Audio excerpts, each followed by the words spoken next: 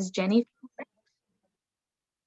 Yes, and that's a heads up to everybody that this meeting is being recorded and it will be on our website later, probably later this week for other people to watch and review.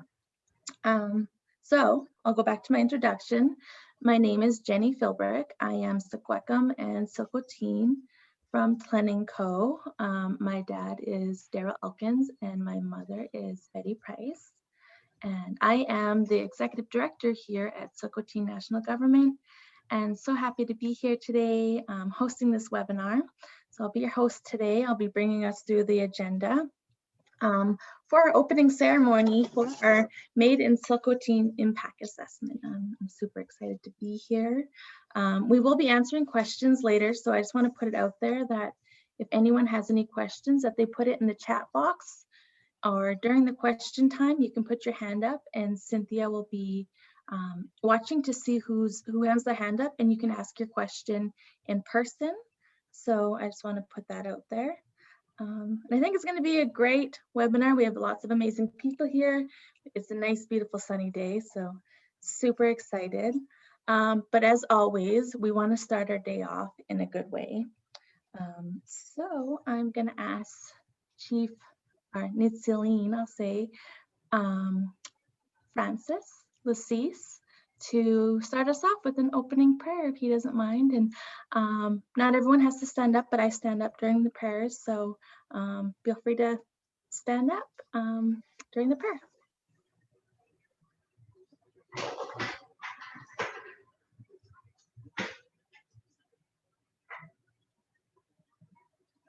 Once again, we give thanks to good Nitsilene for giving us all another day. We ask that you watch over all ilhqot'in wherever they may be. We ask also to watch over all our helpers at the community and at the nation level. Keep them safe and their families. Also at this time, for all the things that are happening, I guess, regarding residential school, children, burials and whatnot, just prayers out to all those families, you know, to help them and give them strength to continue. We also always give thanks for everything we have, and you know, our lands, our waters, our four-leggeds, the salmon that will be coming once again.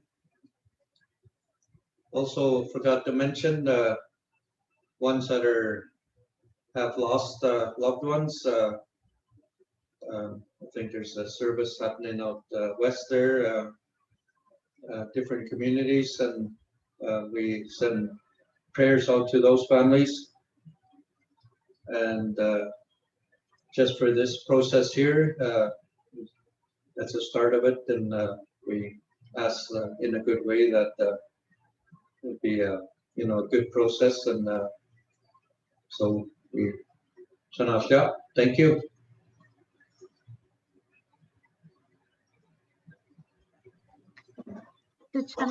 Thank you for that, Chief Francis. I just want to take the time to thank both of our chiefs, Chief Francis and Chief Jimmy, for being here today. Really appreciate you being here. We know that you guys' schedules are super busy. So we are going to have opening comments this morning from the chiefs. And I'd like to start with Chief Nitsilene, Chief Jimmy Lulawa from ilhqot'in for opening comments. Bananas, Chief. Bananas, Jenny and Francis for opening us up in the right way. Yeah, it's been a while, I guess. We did a debrief about a week ago, but we do so much as leaders that I don't recall what that meeting was even about. But you know, we deal with title on a daily basis and deal with tenure and deal with good governance, I guess. So I imagine this is similar to what we're talking about, but good governance, good process, and being able to empower our people in managing your own land, but also thinking about what resources you need, and the process of communication to your members. We engage with our community as much as we can. With COVID, it's been pretty difficult over the last year. We do general assemblies, but they've been not really highly attended because it's all by Zoom, and we have to understand the community dynamics of people. Some people live in poverty. They don't have Wi-Fi. They don't have cell phones. They don't have laptops. Things that are common to our managers. Things that are common to people who work all the time. But we have to understand that there's a audience that most of them don't speak. They don't speak English. Translation takes longer. We translate everything, and even in translation, it's pretty tough to translate higher level words into English terminology. Yeah, it's very difficult to do all those things, but I think overall, it's empowering our community, empowering our people to take ownership and following through. And I always remind my community when I'm speaking with them that there's no magic wand that's coming to save us. But it's us as ilhqot'in, us as ilhqot'in people who have to do the work. I can make it smaller. Or you can keep that one very hot. Yes, people don't have their mute on. But anyways, that's kind of using the motivation to make sure people understand that it's us as ilhqot'in, us as ilhqot'in people that carry the workload, I guess. So, and when we have community engagement, there's always good ideas, but I say, with good ideas comes with responsibility, and who is going to do that work? Are you looking at me to do that work, or are you putting your hand up to say, I'm going to do the work, to take on these difficult matters of putting together more better process. We're always in retaliation mode. This is going forward and being progressive and putting together our strategic plan and putting in the things that reference our laws, our ways of being ilhqot'in people. We know them as ilhqot'in people. We learn them through language. We learn them through ceremony. We learn them through even the general. Each month tells you what to do and where you need to be, and the land kind of guides that also.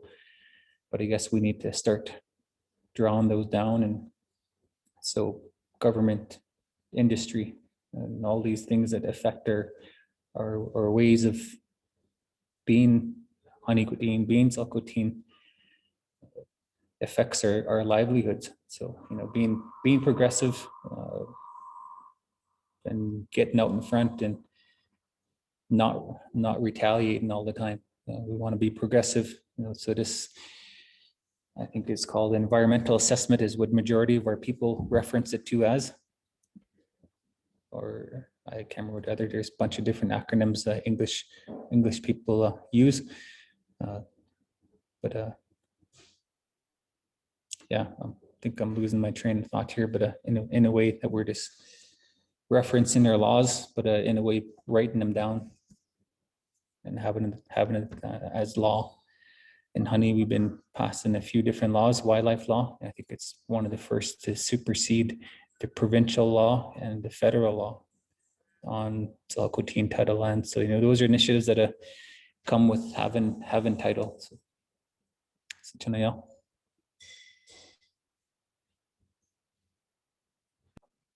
So Chanel, thank you, Chief Jimmy.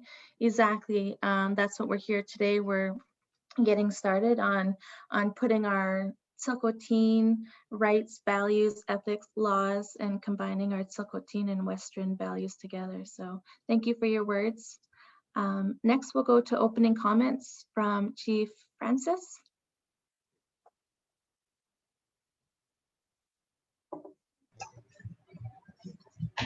Thank you. Sorry about earlier, I didn't have my mute on there, but still not professional Zoomers yet, but we're getting there. Probably once we get that, then we'll be back to normal meetings again. Yeah, thank you, everyone. Chief Jimmy, you know, everyone that's on here, you know, it's a important process that we're looking at here.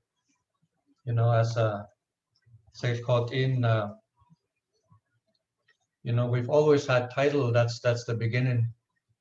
You know, we've all of our territory is our title, um, but we're slowly regaining that back from the so-called governments. You know, after 150 some years, they said, yeah, you do have title, but all nations have title. You know, so that's um, a slow process for them. You know, so lots of reasons involved with that, but you know, this process, they're saying it might take a couple of years. You know, so if it's done right and have all our input from all ilhqot'in, that would be great. You know, everybody's they got different strengths in different areas. You know, so and same with the land itself. You know, the land and the waters, they got different um, areas that have different. You go to different areas for different purposes. So yeah, it's a we've been dealing with this in a few different ways. You know, I guess with basically the government and industry that they're there um, for a reason, and basically is to extract the resource, no matter what that resource is, and no regard for the land or the water, the animals or the fish or anything like that, and basically no regard for us as a people. You know, so we're actually we're not supposed to be here. So you know, starting at that's where we're starting from. So you know, basically no different than any nation in the world we that are having to fight for their rights, whether that's Aboriginal rights, human rights, full jurisdiction to their lands, you know, and a lot of that comes down to food security and all that kind of stuff. So some of these people that we deal with, whether they're miners or whatever, we run into other nations, other parts of the world that are dealing with those same companies. Another good example is Vancouver is the mining capital of the world. All the big mining companies, all their offices are in Vancouver. You know, so another example is our salmon. They swim right by there. You know, you could right. You know, we've gone to Vancouver a lot. New Westminster is one of our sister city agreements now, due to whatever. But you know, you could see the river right there. You know, so those type of examples. You know, same with our forest, the big forest fires and all that. A lot of it's to do with the mismanagement again of the forest. You know, they brought in the pine beetle, the fir beetle, and whatever to do with the spruce. Um, but all the trees are dying. They're gonna die, and I guess if they're not managed and accelerated harvest, that's what they're after. You can see where the lumber price is right now and who's making all the money and displacing us, our lands and all that. So yeah, some of us been around a while, so we kind of know kind of what's happening. So it'll be good once we get this in place, you know, to help our lands, to help our people, our people that are here, especially more so for the future generations, you know, and not just our nations, but any nations that we can help and share these type of whatever it is that we're going to put in place. You know, if it's locally or worldwide, that's great. You know, so but title, what Jimmy is talking about there is needs to be accelerated to the point where we all have title, back to full title and full jurisdiction over all our lands before it's too late. You know, for either for us or for any of the species or the trees or whatever it is. You know, so that's we have a good team, I think, to help with all this. We have each community has a team in place and at the nation level, you know, and all our people that are helping us, either the different universities here or, you know, we probably be teaming up with, you know, a lot of those facilities we need ourselves with the, you know, we need our own universities and all those type of things too. So, yeah, so that's, I think as we get into it, we can share more of whatever we can and however we can help. And that's what we're here for. And thank you for everybody that's participating and going to be helping us along the way. And Channel, yeah.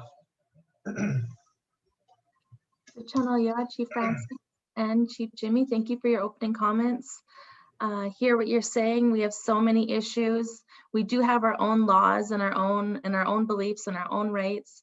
And this is going to get us started. This is going to get a framework going where we are going to have a decision-making process, which is going to give us more, it's going to give bigger pushback on the province and federal government and internationally. So, you know, as Silcotin people, we're so progressive, and this partnership with UBC is just going to help promote that along the way. So thank you guys so much for that. Next, we'll go to Payel. He is going to do an opening ceremony and a song for us. So welcome, Payel. Payel Lassis is our cultural ambassador for Silcotin National Government. You've probably seen him around.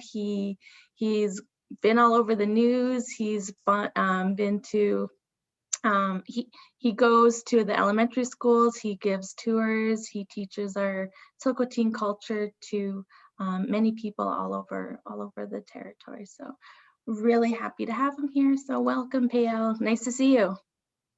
Abananas, can you hear me okay? Good. All right, Abananas, everybody. Sits all the PLC Satsada Ascot, Adinco, Desni. Sit Salcot inch Achagoras A. Duke and Zin sits at Agot in Haschencho. Do sit Hunten Jen Sin Sen. Do Tsai CD and Cho. Jan not Agot in do. This morning I have a fur bow with me here that I got from the territory, and talking about our Mother Earth. I've got a stone here as well, and this morning I wanted to do a small ceremony where we recognize not only the hard work that our people have done to look after Mother Earth in a good way, in the best way that we can, but we have to also remember to not only take care of ourselves, but to remember Mother Earth in our prayers, and to include Mother Earth and as children in these prayers.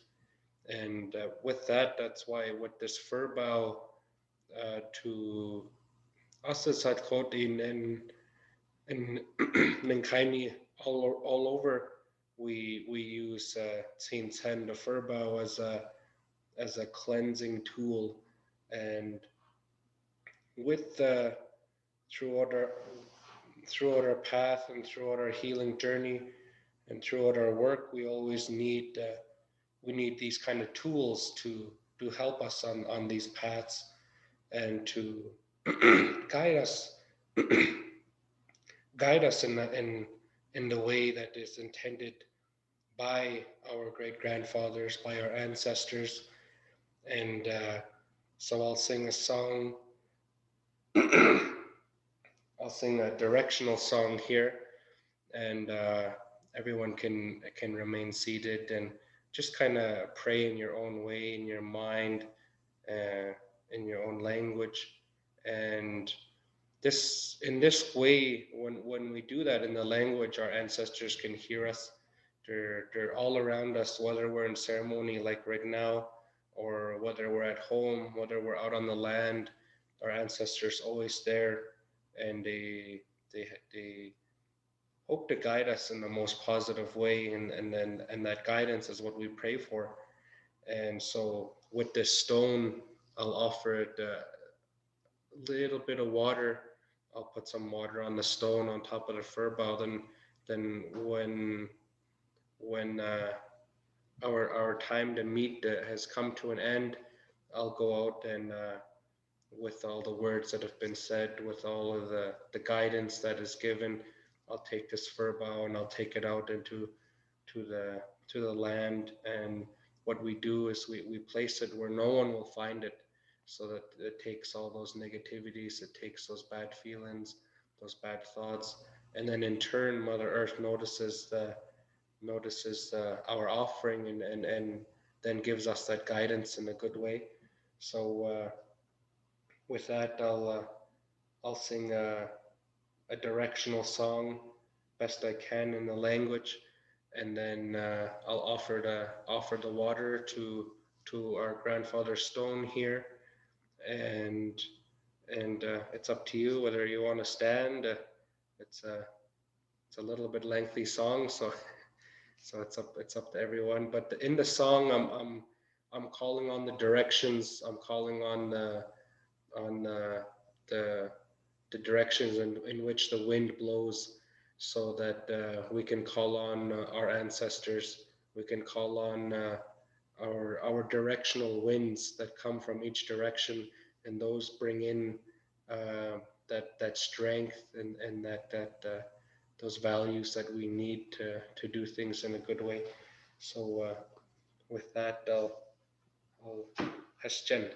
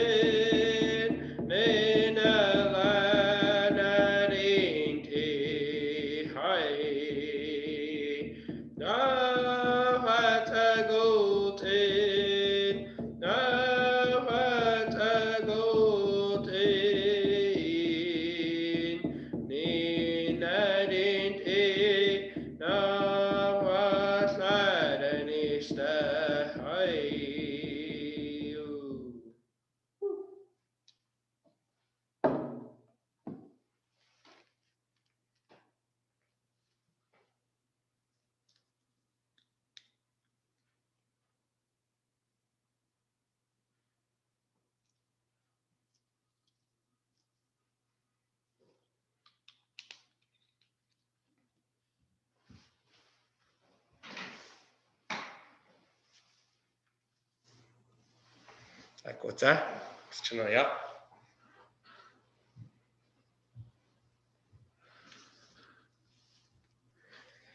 with that, it's very important that we remember to, it's always told to me by my grandparents and the ones who I learned from, that we continue on in a prayerful way.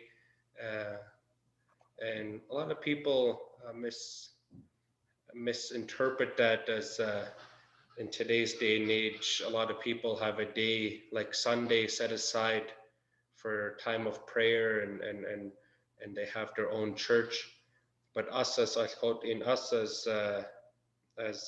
Ninkaini, it's a part of every day, all day. We remember to give thanks. We remember to have that gratitude, and we remember to have that respect. And whether it's for Mother Earth, or whether it's for each other, or whether it's for ourselves, we remember to carry ourselves and to have that gratitude most of all. So again, I lift my hands and thankful for everyone to partake in that ceremony with us. And so with that, I'm very, very grateful and honored to practice our title and our rights here today. So Channel Yapayal, that was beautiful and powerful, and I'm so honored to be able to take part in your ceremony. You know, like I'd say, as Indigenous people, we're getting innovative and we're able to take part now. You know, with using technology and Zoom. But I love that you introduced, you know, with the ceremony, that with this opening, that we have language, we have songs, we have Nen, we have the land there, and ceremony. So Channel, yeah, I feel so honored right now. I feel like we started off in a good way. We've had our opening prayer, we've had our opening comments from our chiefs.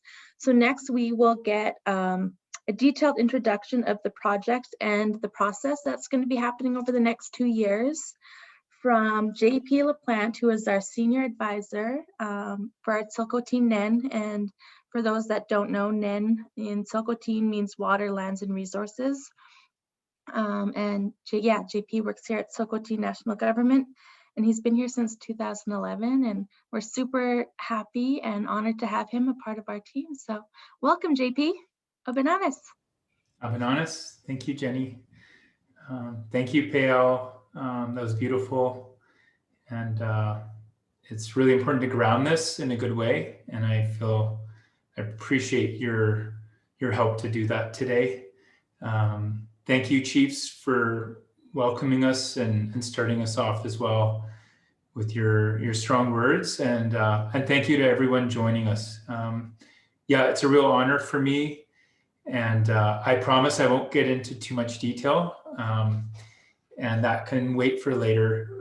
But I do want to provide a bit more just about what we're about to begin, and what we're proposing to do over the next 2 years approximately. And I think one of the important things for us was starting this project with an acknowledgement and doing that through ceremony.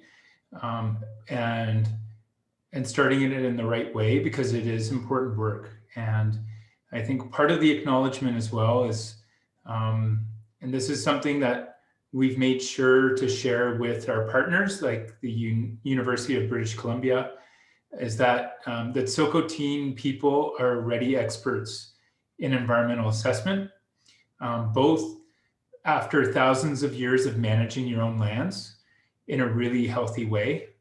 And it meant that when Meadow people arrived, they thought that you weren't managing it actively, and that we know that wasn't true, that you were actively stewarding your land for thousands of years. And second to that was also an acknowledgement that you may be unique. I think you're unique in the country and the world. In fact, having to be forced through 2 environmental assessments for the exact same project. And that was actually,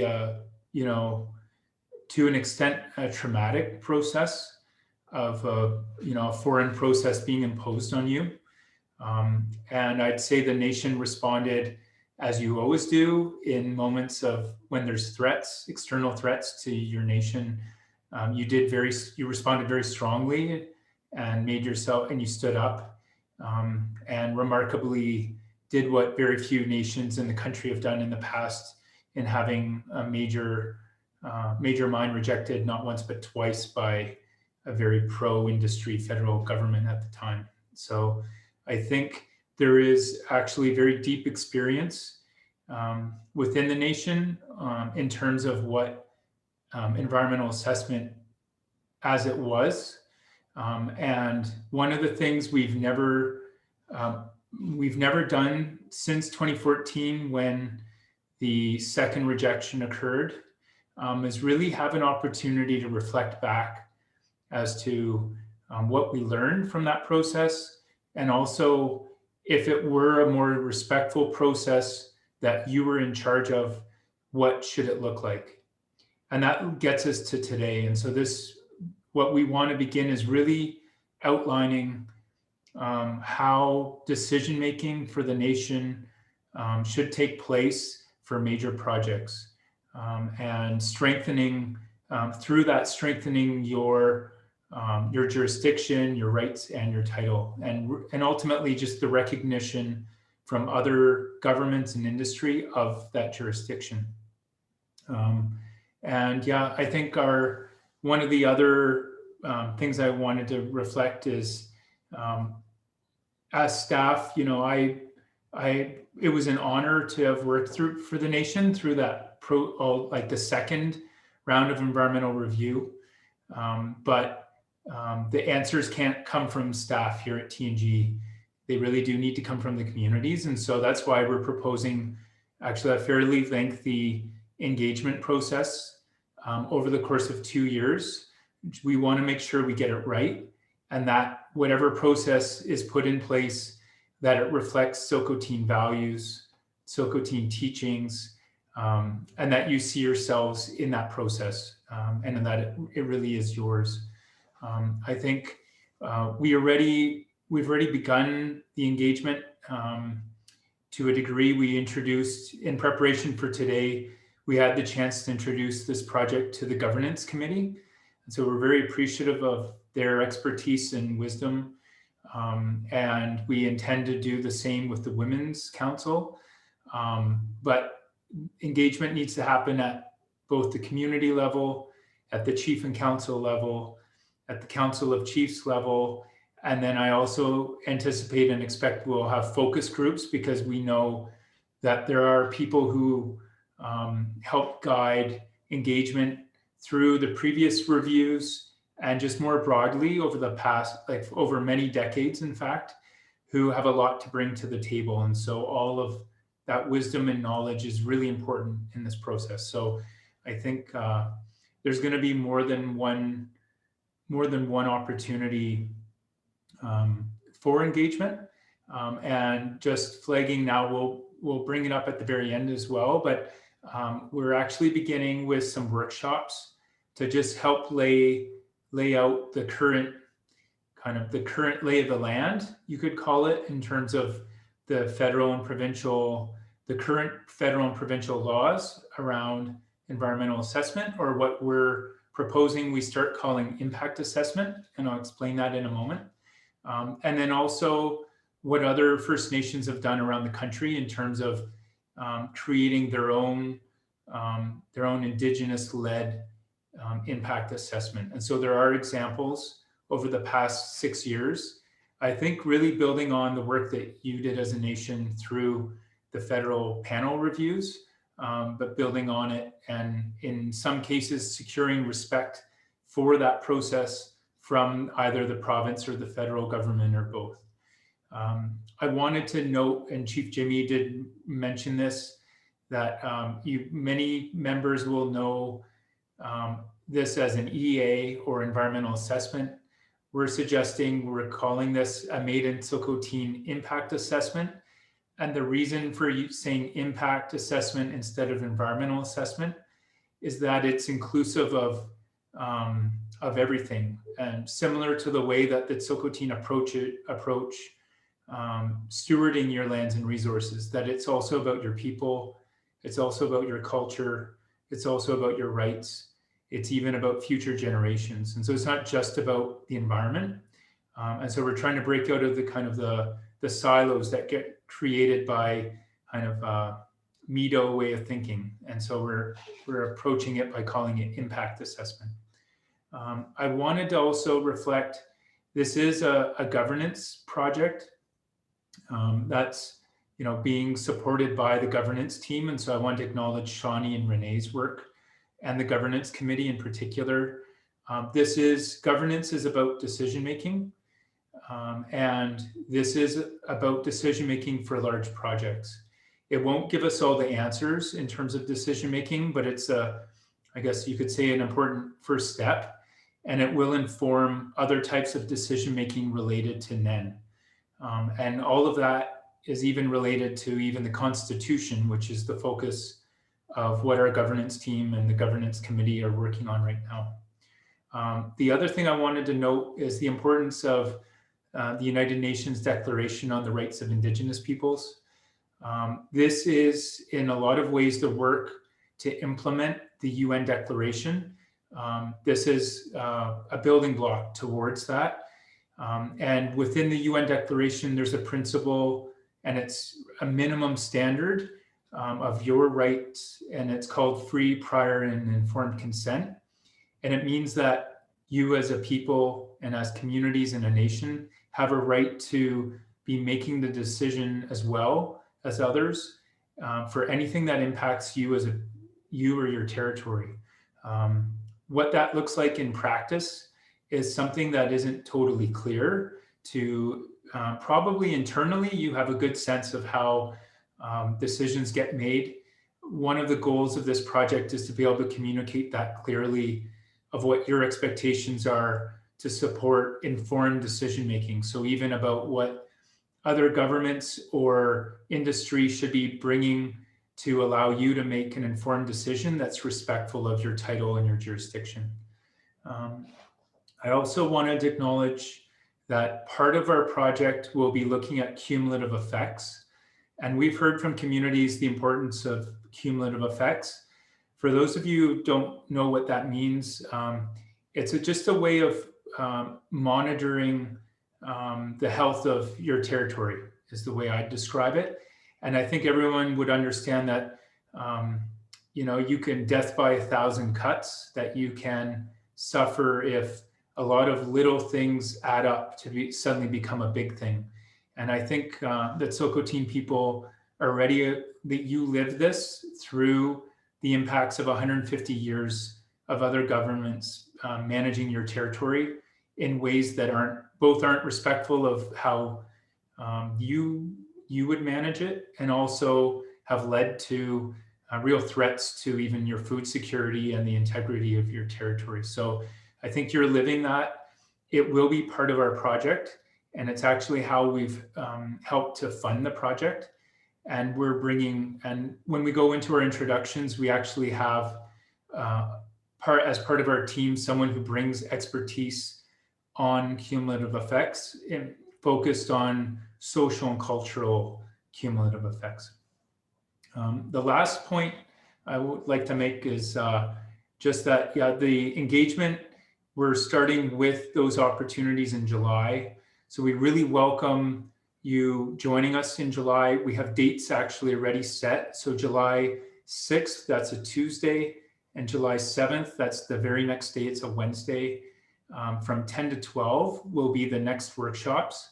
And we're trying to get those in place before really the summer hits. I know that's already the summer, but we're trying to get them started, and then looking probably towards September and then ongoing to do more in-depth community engagement. So please do keep an eye out for that. I think at the very end of the ceremony today, there'll be a screen put up that will provide some contact information and the webpage where information related to this project will be posted on TNG's website. And lastly, I just want to note that we're really proud to be partnering with the University of British Columbia on this. And so I'm going to give a bit of a brief introduction to Dr. Kevin Hanna and his team. I won't get into the individual introductions because we're going to circle back after hearing from Dr. Hanna briefly. But we are really proud to be working with them. Dr. Hanna brings a lot of expertise to the table and is building that expertise up with his students as well. And something that might be, this is an opening ceremony for our process, but they've already been hard at work for us over the past 2 years. So they're bringing multiple years of work just to be ready for today and for the coming weeks that we can speak briefly to today, and will be in more depth in July. And yeah, Dr. Hanna brings both expertise as an independent advisor to other governments in impact assessment to other First Nations, and has been helping TNG coordinate a number of research projects, both related to impact assessment and cumulative effects, and then just more broadly supporting our relationship building with UBC that led to signing a memorandum of understanding last year with the institution. So I think I'll stop there, but I just do want to give them a warm welcome and thank them for joining us today.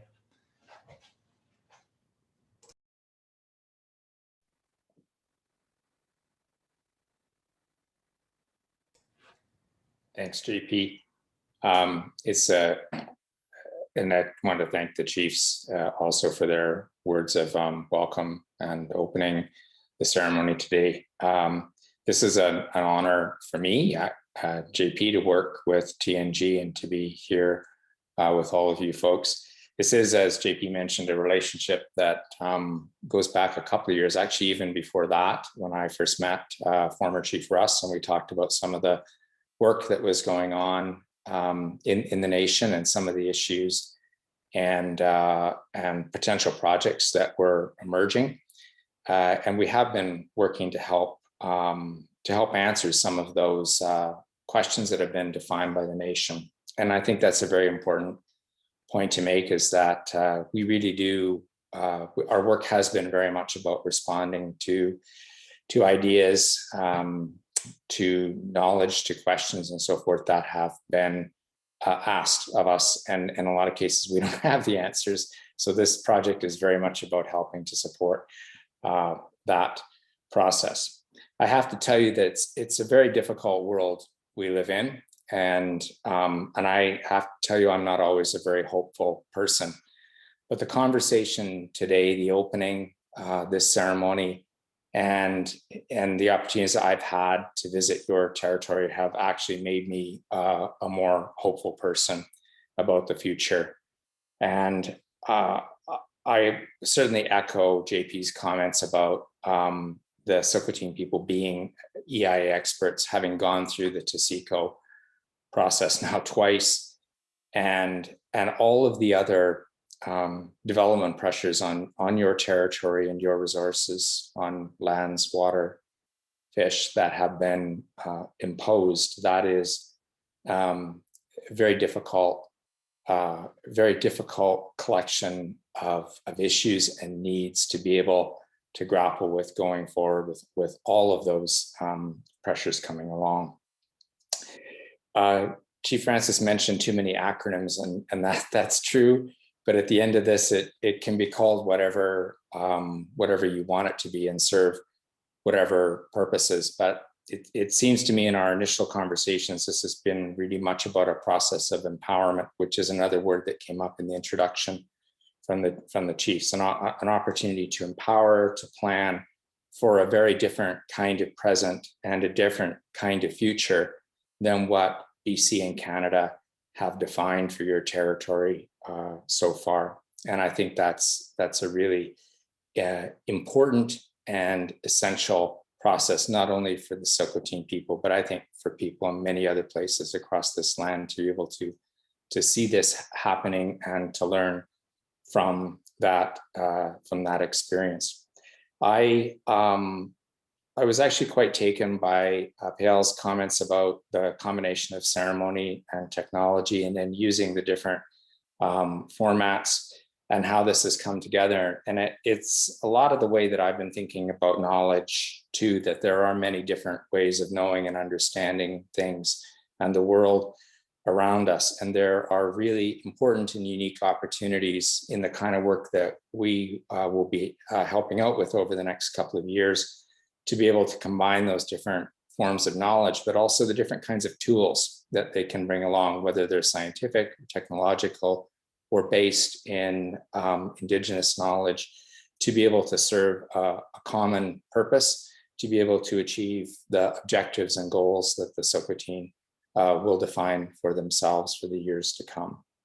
So working in the area of environmental impact assessment, and I should say that I'm a professor at UBC in earth sciences. I have been working in the impact assessment area for more than a few years now. I've seen it go from something that wasn't always a great process to something that's better these days. I say better, but this opportunity, the opportunity that the journey that you're following, I think is going to be really important.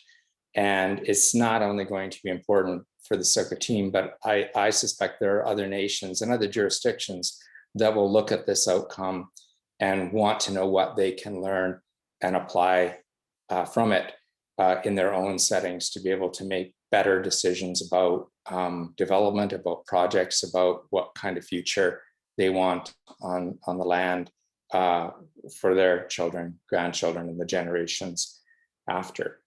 So we're honored to be able to help out and to be able to provide our own ideas or expertise or knowledge where it makes sense. And with that, I just want to introduce two of my colleagues who are with me here today. JP mentioned the cumulative effects work, and that's falling in under the work of Lauren Arnold. And I'm also joined by Jeff Nishima Miller. Now, Jeff is going to be familiar to some of the people out there because I know he spent some time in the territory and knows a lot of folks. And Jeff has been working over the last 2 years on looking at case studies and examples of Indigenous-led impact assessment and specific case studies, and really grappling with and understanding the regulatory and other frameworks that Canada and British Columbia have defined and what they mean, and how to make them work. So I'll just turn it over to Lauren to say hello and to introduce herself briefly, and then I'll call on Jeff. Hi, yeah, I'm happy to be here today. I've been at UBC for almost 5 years now. Did my master's first, and I'm now working on my PhD. And as both Kevin and JP have mentioned, I've been focused on cumulative effects assessment for all of those years, and really focusing on the interconnections between different projects and impacts and how those accumulate and affect the land and also people. So I've been focusing on social and cultural impacts for the last few years, and the relationships that people have with their environment, and the reality that projects also have impacts for people and their way of life. So I'm looking forward to this work over the next 2 years and having many more conversations about cumulative effects, and hopefully some in-person meetings very soon as well. Thanks, Lauren. Jeff, I'll invite you to jump in. Hi all, thanks for having me today. I'm really excited about this work. It's very important, and really it's groundbreaking what you all are doing here. So thanks for having me. As Kevin mentioned, I'm Jeff Nishima Miller. I'm originally from Victoria, BC, but now live in Kelowna, where I go to UBC and work with both Lauren and Kevin. So as Kevin mentioned, my work has really surrounded around trying to understand what the experiences of other nations have been in implementing and designing their own assessment process. So I've really been looking at how do these assessment processes reflect nations' governance values, laws, culture, decision-making tools, etc., trying to take out some of the key lessons and examples from them. But there'll be some more detail on that on July 7th when we carry out or roll out the webinar series. So I look forward to more conversations and sharing my work with you, but also learning from you all as you are EIA experts and have a ton of experience. So thank you, and I look forward to seeing you all soon. Thank you, Jeff. I'll just close by just again saying that the honor is actually ours, and to thank you for your welcome today and for hosting this event. This is a really excellent way to move forward in our working with TNG and getting good things done, I hope. I also want to just close on a very personal note that the last few years, which have given me an opportunity to come up to Silcotin territory and to meet so many people, has been a tremendous learning opportunity. And it's changed a lot of the way I think about these processes too, to be able to see the outcomes firsthand on the land. It's one thing to see them on maps or different kinds of geospatial outputs and so forth, but there's no substitute for observing it firsthand and to meeting people who've been affected by these decisions that have happened over 150 years, as it's been said, to see the results and then to understand why people want to do things differently. So that learning has been really important personally and has affected a lot of my thinking, I think, in really positive ways. So again, it's made me a more hopeful person. So thank you for that. And I'll stop there, JP and Jenny.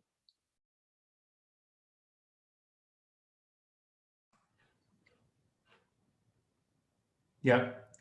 You want me to keep going, Jenny? Okay. Thank you, Kevin. Appreciate that. Thank you, Lauren and Jeff. I want to take a quick moment to introduce kind of the TNG team now, and then I know we're moving on to opening it up for discussion. I would like to take this moment to introduce Cynthia Fell, and Cynthia's here with us today and is the one also sweating the logistics, the magic behind all the technology. So thank you, Cynthia. Cynthia joined us as the resource management coordinator at TNG in January. And this is one of her main projects, is supporting this work over the next 2 years for a Made in Silcotin impact assessment process. Maybe with that, Cynthia, if you want to take it away, and then I can introduce Dominique after. Thank you, JP. It's a pleasure to be here. And I joined in January of the Silcotin national government, and it's been so far a wonderful experience. I come with experience in resource management. I'm an agrologist and worked for many years as a research biologist. I also am from the area, and I grew up in the community of Tatla Lake, so have spent a lot of time on the land. I worked in many areas of resource management, including forest and range management, fish and wildlife management, water management, fire ecology, and landscape rehabilitation. And as we develop this process, we will be seeking guidance and advice from the Silcotin Nation and chiefs, councils, and committees, as well as experts and advisors external to the nation. And I think that's very important to the process. And with strong leadership and open dialogue, we're able to take steps forward to build our knowledge and garner a greater understanding of the impacts of projects. And I think it's important that we continue and pursue fostering greater awareness of how actions, past, present, and future, impact the land and everything on it. What I have come to know is called the Nenkai in Silcotin. So thank you for having me, and pass it back to you, JP. Thanks. Thank you, Cynthia. And last but not least is Dominique Nouve. And I know many of you know Dominique. She's worked with us, I think, going on longer than I have with TNG, actually, on and off, in support of the trial that led to the title case, and then several injunctions back in the day. And as of late has been supporting us in giving legal advice related to both some of the NEN work and this project as well. And Dominique brings some EA experience from other settings as well and other negotiations related to it. So welcome, Dominique. And maybe with that, you can share a little bit about your background and just your role. Thanks, JP. Abananas. Just to give a bit more background for people who don't know me, I've been practicing Indigenous law for about 18 years now. And these days I'm working in BC, New Brunswick, and in Nunavut.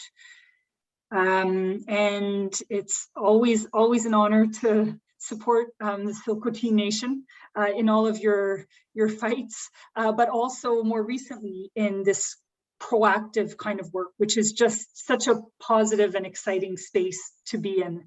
And of course, this project is going to be a prime example of that. It's about putting onto paper and sharing with the world, your own impact assessment process that you will use, your own decision-making criteria, and putting all of that in writing and making it available to proponents and government. It will be critical to putting you in the driver's seat. And luckily, Canada and BC are, starting to wake up to UNDRIP and starting to talk about implementing it. And so this is also perfect timing to be ready to seize that space that they need to be making for you. So thanks so much, really, for including me in this work. And I think where, my expertise will hopefully complement the strong expertise of the UBC team is I've been working really quite a bit under the new Environmental Assessment Act in BC, including with another nation that's developing its own process and decision-making criteria and working towards these agreements that are available under the BC law for environmental assessment work. And so, got a good sense of the legal landscape right now in BC and the opportunities that are now available, finally becoming available. And I'm sure you'll be one of the first nations to seize those opportunities. So really delighted to be part of this work. Sinchanalia. Thank you, Dominique. Back to you, Jenny. Perfect. Thank you all. I think we're really excited to have such an amazing team from TNG and UBC partnering up with the Silhqot'in Nation to create this framework for the maiden Silhqot'in impact assessment. It's really exciting. So nice to meet you all. So next we're going to go to Joan Gentles, but I just want to put it out there that we are going to be going to questions. So if our participants are wanting to ask any questions, please put them in the chat or put your hand up and our team will come to you. And just a reminder that this is being recorded. So you have the option of either asking the question in the comments or going live and asking the question in person, whatever you feel comfortable with. So there's a warning, or not a warning, but just letting you know. But next we're going to go to Joan Gentles. She's a respected elder here in the Silhqot'in from Plesco, and we're really happy to have her here and for her to share some words. So Channel, welcome, Joan. Well, thank you very much, Jenny. I thought I was going to be a good listener today. We've had such a wonderful start from the chiefs, and also many thanks to PL at such a young age and how he guides us every day. And as I said at the governance meeting, I am so thankful for the skills of this team that you have pulled together, JP. I'm very thankful. And I am raised quite traditional. I was raised by mother, grandparents. I was also given to Chief Johnny Baptiste and Elsie at a young age. And he was one of our leaders that was a leader until he went beyond and they never had a day of Western education. But there was something always driving me to further my education. And it wasn't because I wanted it personally. I grew up with a culture where what you do, you're doing for everybody else. And so I'm very, very thankful for how I was raised. There was many, many hurts along the way, but that's how we heal and we grow.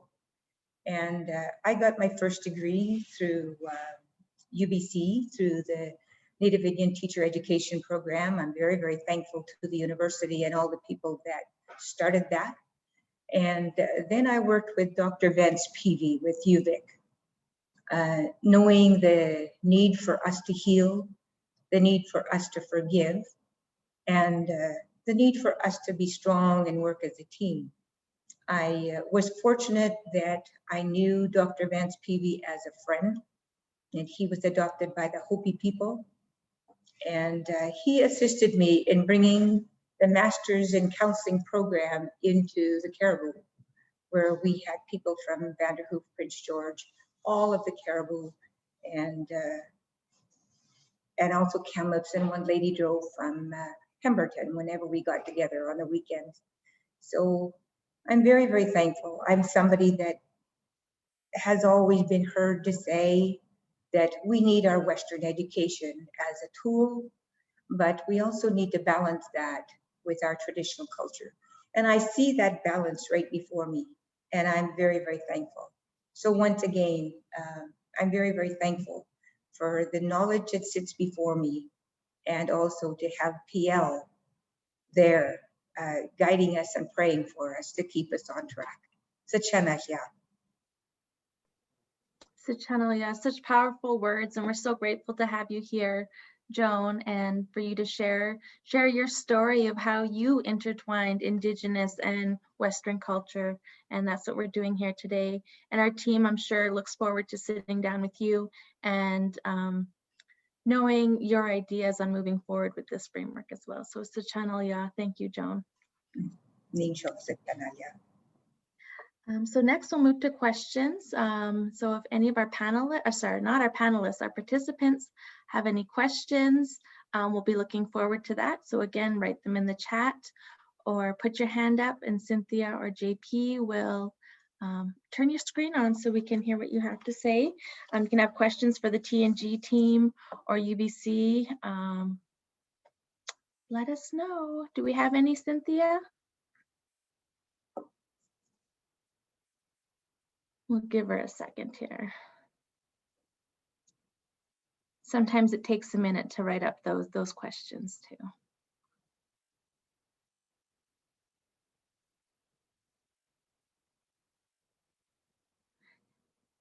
Maybe while we wait, I'll just put a note out there. I'm assuming that the dates will be coming out on a poster soon. If you want to take part in these sessions, they'll be posted on our Facebook page and probably our website, so you can get those dates again, and you can have your say in what this framework looks like. We are, that this is what this is all about, is getting feedback from the Silhqot'in people. So we look forward to that.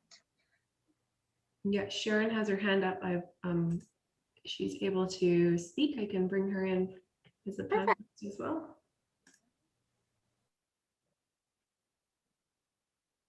There we go. Welcome, Sharon. How are you?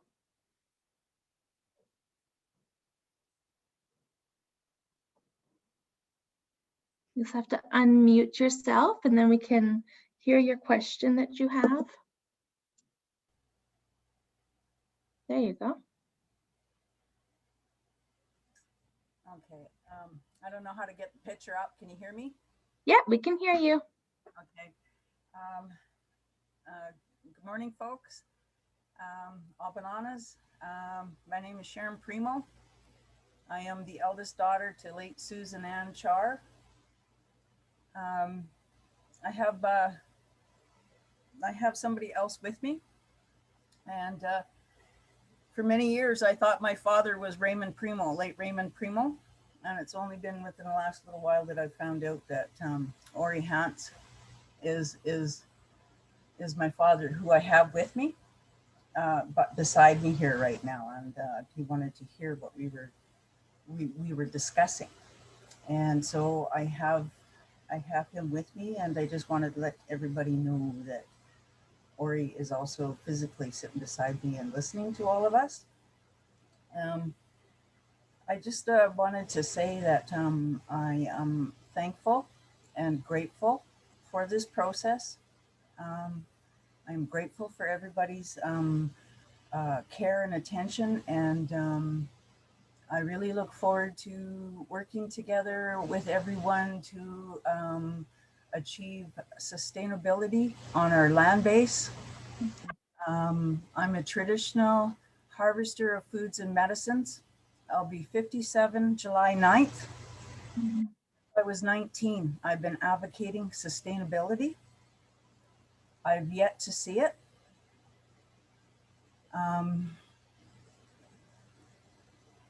I really desire to see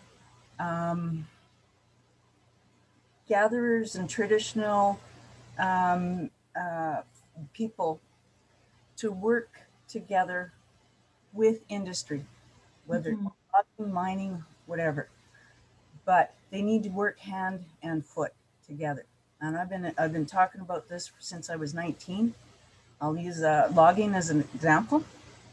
I've dealt with many different foresters who told me that they just want to log.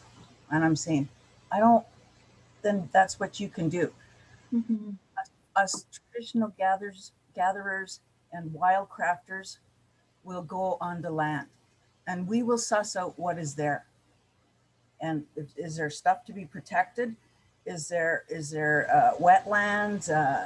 Is hydro spraying? I've seen Toradon sprayed on the roadways there on both sides of Nympho Lake, and there's cattle loose. And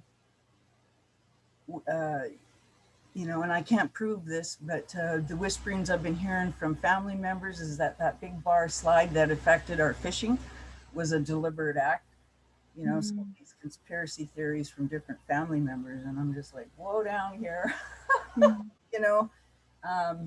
There's many folks that feel that traditional foods are being targeted so that industry will have its way. Whether it be putting a dam on the Fraser River and getting rid of the fish beforehand,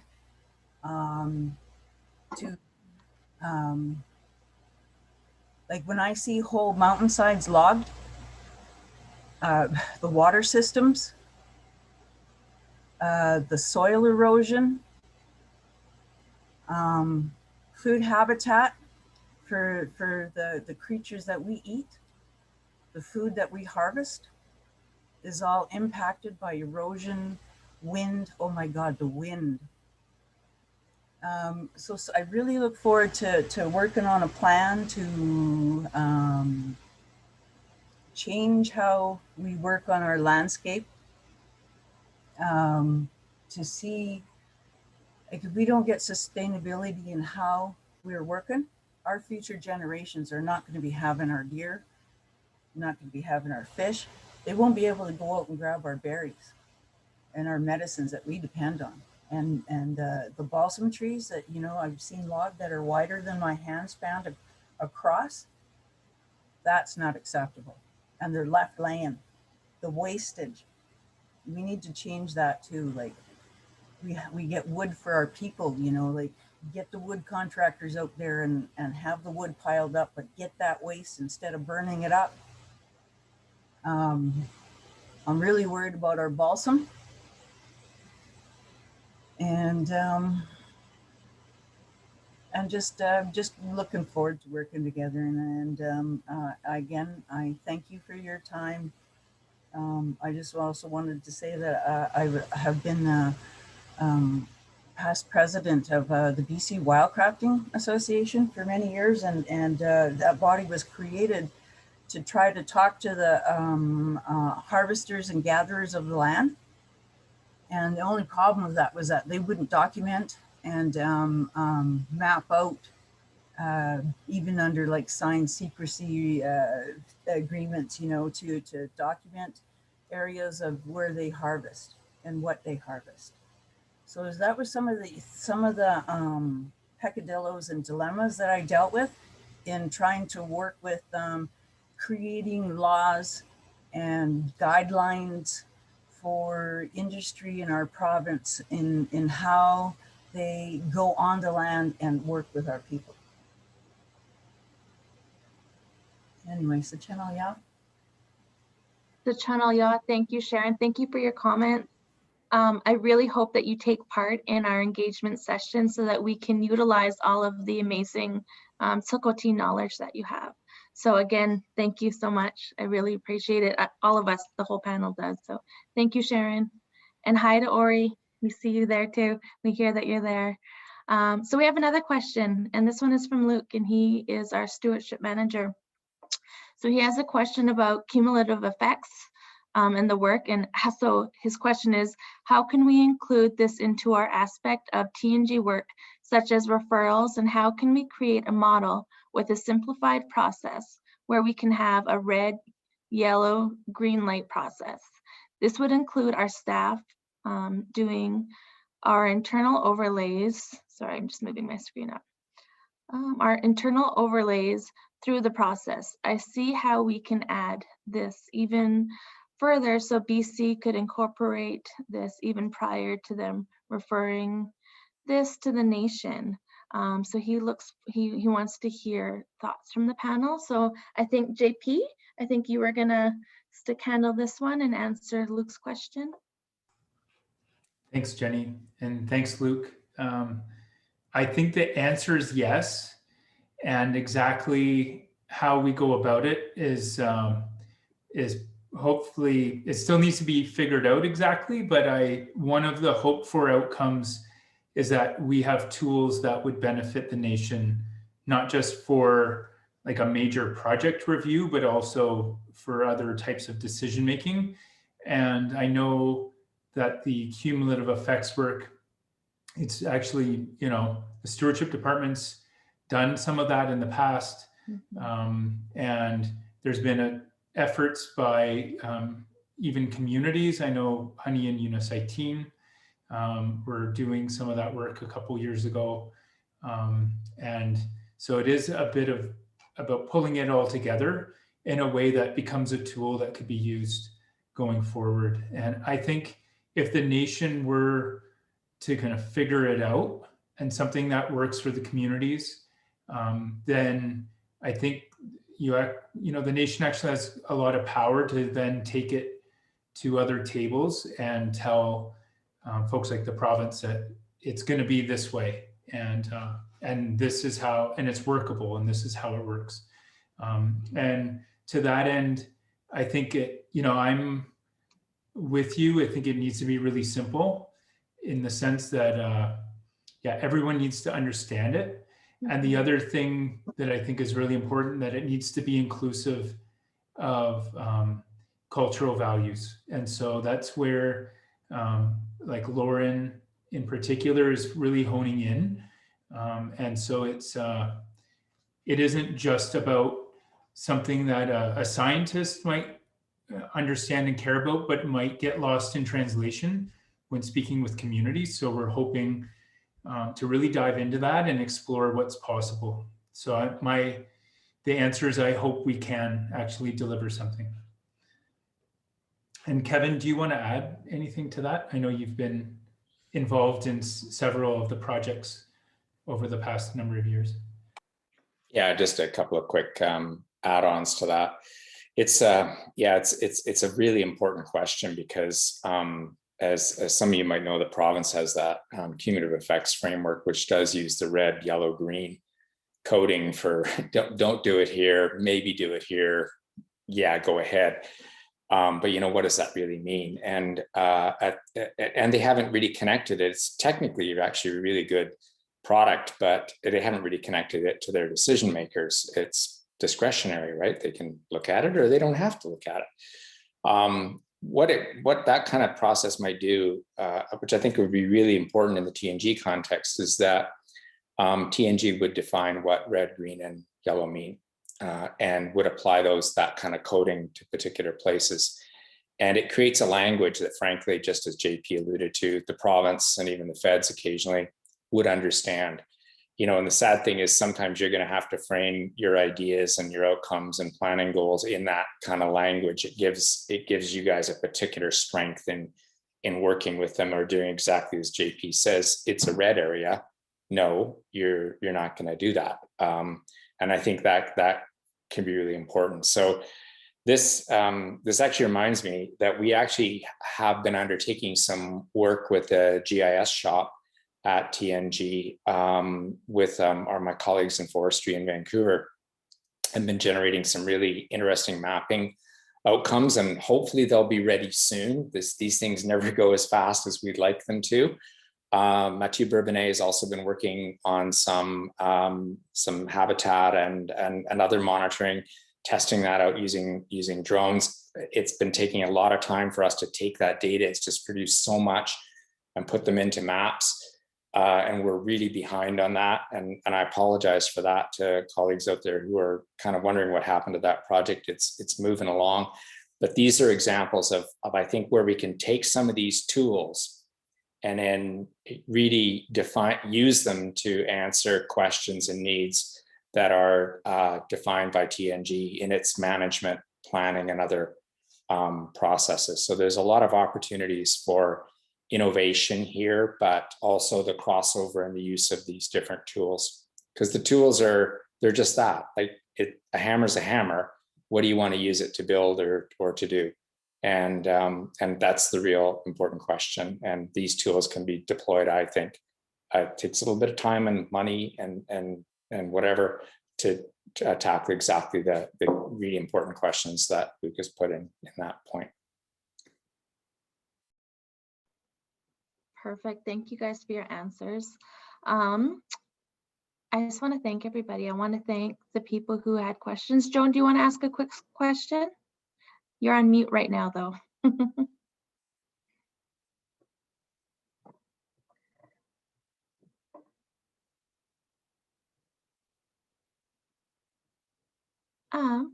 Joan, we are going to have another session here soon, so maybe we can ask your question then. We got you now. That's fine. I just want to apologize to JP that I had in my notes called JP from when you presented to the governance committee, and I haven't done that. The word air and why it needs to be here. Perfect. So, Jenny, can I answer that? Yes, please. We have not forgotten Joan, and even Payal made reference to it. So just letting you know that that was part of the ceremony. So it's in our minds and we haven't forgotten. Perfect. Thank you for that, Joan. So we're going to end our question period. And if there are any other questions, I encourage anybody to join our sessions later on in the summer. But again, thank you to the panelists. Thank you to the team from UBC and TNG. Really happy to, I have to say that I have a better understanding now of what the Made-in-Silquo'tin impact assessment is and how it's going to be different from the ones in the past. So thank you. But I'm going to turn it over to our chiefs for closing comments. We're doing really good for timing. So I'm going to pass it to Chief Jimmy for closing comments. Yep, so generally, yeah, it was great discussion, and it's how we learn as leaders too, is to go back and hear from the general public and our members and our elders also, but in community also we do follow our process of going to the elders and going to our general assemblies, that we get direction from our people, and sometimes it's kind of hard to get the off reserve, and that's kind of the in community a problem, but this is Made-in-Silquo'tin impact assessment. It does bring up issues. I think to answer Sharon in a way that there's jurisdictional lines in a way that overlap with other communities. When you talk about economics, that there's difference in each community. It doesn't matter, we're all Silquo'tin, we all have different different tastes in a way, but you know, we compare honey to its Idel or Untitled, you know, we don't have a login show. Untitled and it's Idel have login shows, and they promote those kind of things, and we don't, you know. So it's being able to understand each community. You know, we're not perfect by any means, but we're a nation that's healing. We're a nation that's learning, and things don't happen overnight. It takes time. It takes understand and patience to understand and respect one another as communities. But looking at the CCP, you know, Community Comprehensive Plan of each community, and their active plan that should fall underneath there. And I know some communities are outdated, that they don't update them every so often.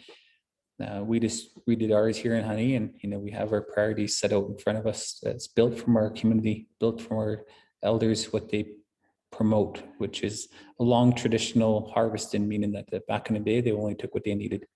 And that's kind of the traditional law that we follow. So just so you're aware that, you know, there's things that it won't happen overnight. And just to answer that question in a way a little bit, but also to consider conflict resolution between communities if we have a difference. What is our nation directives and how are we going to go about them? But when there's conflict, you know, there will always be conflict. But, you know, as a nation, we're always united, and we'll always continue to work together regardless of what we see in difference. I do like Luke's comment about simplifying. You know, those are things that our elders will understand.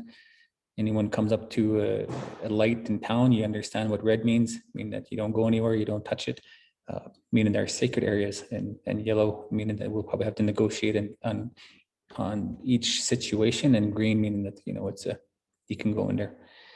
But you know, I just wanted to reference Honey and the nation going through 2 environmental assessment. You know, we have, I guess this is follow through on that, just for the panel, the community members who are on here, that it's good to see our nation being proactive also and following through, that, you know, we don't just continue to have the same thing happen over and over and over, that we evolve, that we kind of go through trial and error, and we adjust over time. And as a nation, I feel like we always set the bar, and this is us setting the bar once again. And I think we have a great team here, you know, partnering up with UBC. I think that's a great partnership to continue to build on. And looks like they have a great team, and on our side too, we have a great team. And seeing Joan here also having the years of experience and education, that, you know, I feel like this is it's an interesting time to be an Indigenous person, that there's a lot of things that are starting to bring up on racism, UNDRIP. There's just and we're also, you know, looking at things like consent in our territory. You know, those are all things that will come out of this.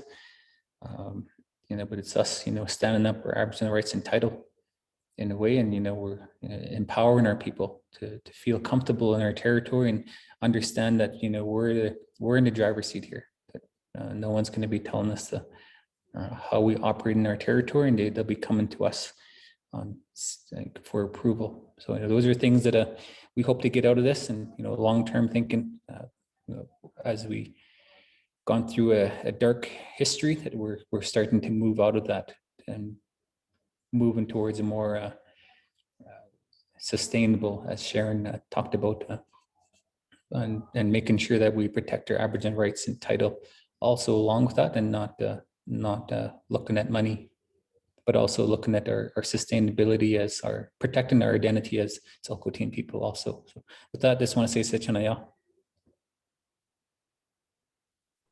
Sichanaya, thank you, Chief Jimmy. Great closing comments. Next, we'll move to Chief Francis for his closing comments. Chanasya, Nigat Ain, Nawashtirish Ahin, Chanasya, Dersunjagocha. Okay, 2 years Dugara Kish Undajit Wasanawata do on Tlagusa Boina Sun. Yeah, thank you everyone that was participating, you know, some of our maybe of our members and whatnot. I think that's really important. Maybe you could have a few like webcam sessions for anybody that's anywhere. Ilhqot'in, you could be anywhere and you can still be able to participate. those type of things. Even Zoom like this. Language is really important. Some of it you might have to explain a little bit in the language. Have somebody help out with some of those areas, you know, and we need all the elders, you know, their knowledge and all that. And so, yeah, so just a good start. Thanks to everyone. So we'll have a bit more time down the road to help each other with this process. And so I just want to thank everyone. Chanasha.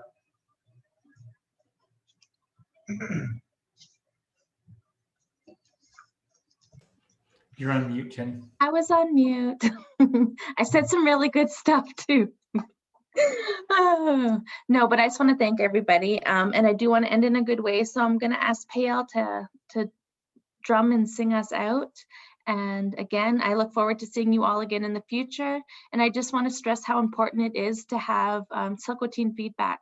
So really encouraging and invite everyone to join all of the sessions so that we get your feedback. So it truly is a made in Silhqot'in impact assessment. So I will turn it over to Payal as he turns his lights on there.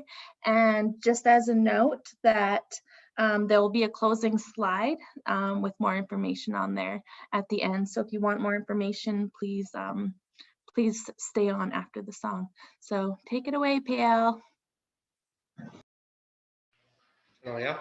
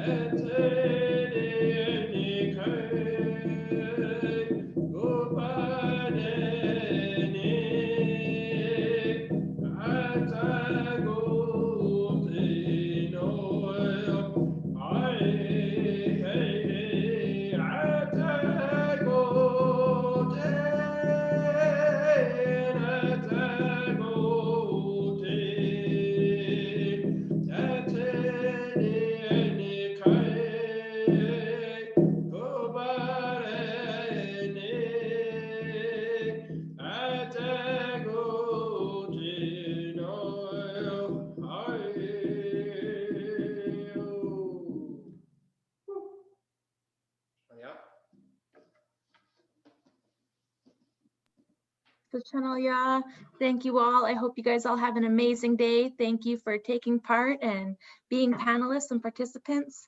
Love seeing you all. Hope you have a great day and enjoy the sun. Thanks. Bye, everyone. Bye now.